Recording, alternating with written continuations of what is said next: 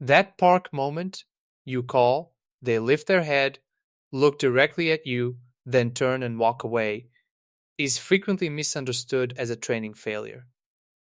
It isn't.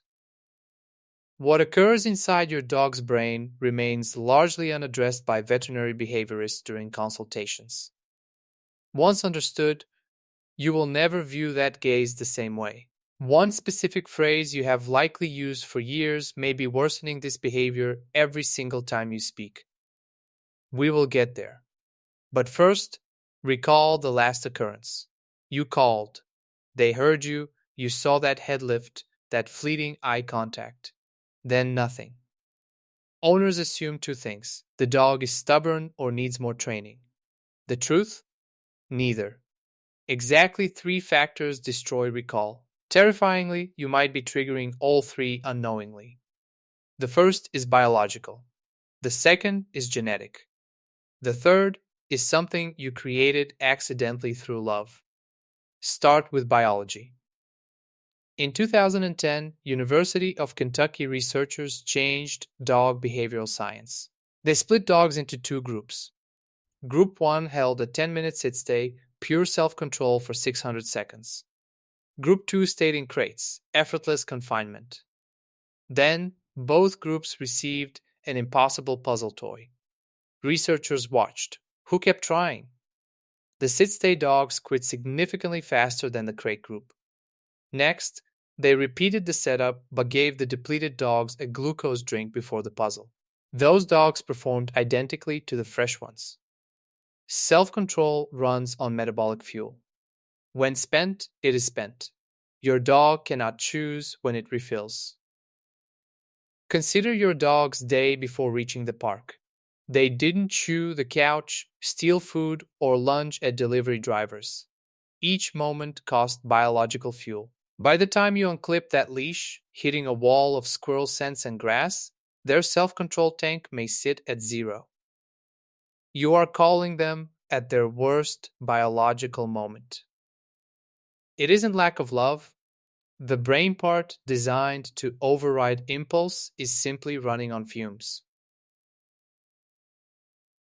Fix 1. Timing. Call early, before stimulation stacks. Call during fun, reward heavily, and then release them immediately.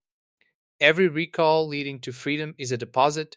Every recall ending fun is a withdrawal. Keep the account overflowing. Even with perfect timing, something else works against you. Something baked into their DNA. In 2022, researchers tested 1,000 dogs across 13 breeds on inhibitory control, the ability to override natural impulses. The differences were staggering.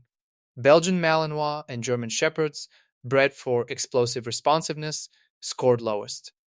That lightning reactivity comes packaged with impulsivity. They act first. Golden Retrievers and Border Collies, bred for sustained human cooperation, scored highest. They are genetically wired to check in. Then there are Hounds, Huskies, and Terriers. These dogs weren't bred to listen. They were bred to work independently. When a beagle locks on to a scent, that isn't defiance.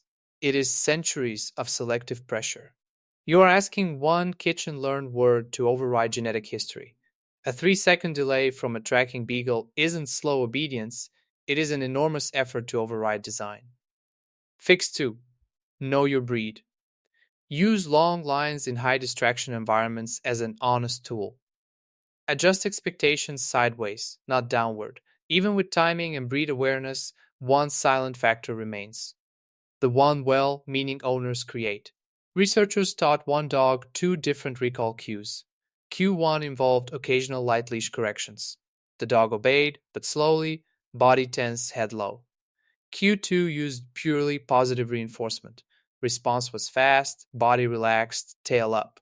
Then, researchers used each word to teach a new behavior, touching a target.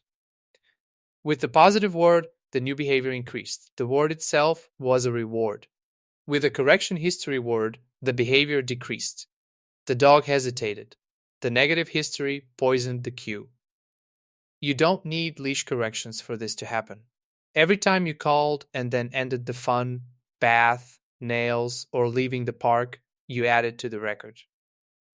Eventually, the record tips. Come stops meaning to me, it starts meaning it's over. They haven't forgotten the word, they remember it too well. One professional trainer realized her own dogs avoided her outside. Perfect indoors, outdoors, they ducked away. She had taught them come meant the door was closing. She didn't repair the word, she replaced it. She chose a sound with zero baggage, yep or close, paired with high value rewards and chaos. Within one session, they were sprinting back. Fix 3.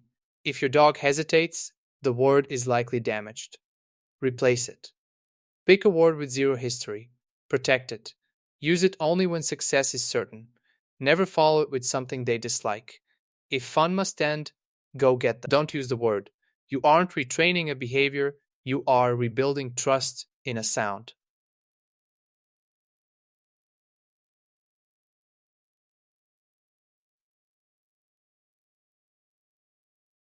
Back to the park. Your dog is nose deep in something. You call. They look. 1 second, maybe two. Now you know what lives behind that look. A self control tank at zero. 1,000 years of genetics whispering, keep going. A word collecting wrong memories for months. That pause isn't disrespect. It is your dog trying, with a small engine and a long history, to choose you anyway. Depletion. Breed wiring. Poison cue. Which impacts your dog most? Share in the comments. I read them all.